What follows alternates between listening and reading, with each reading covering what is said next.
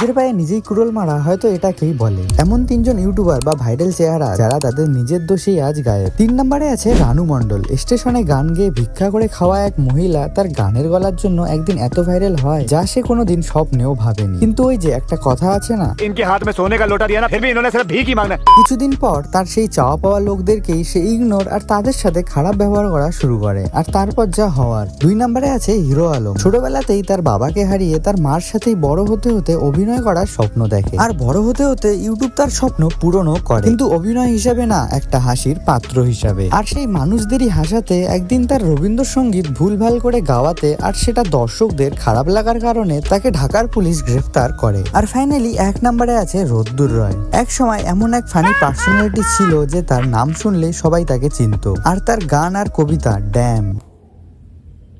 দূর বাড়াই রাষ্ট্র আমার পদ মারিতেছে কবে হতে, দূর বাড়াই সংবিধানের গাঁড় মারি রোজ চিল ছাতে। চাঁদের আলোতে, চাঁদের আলোতে।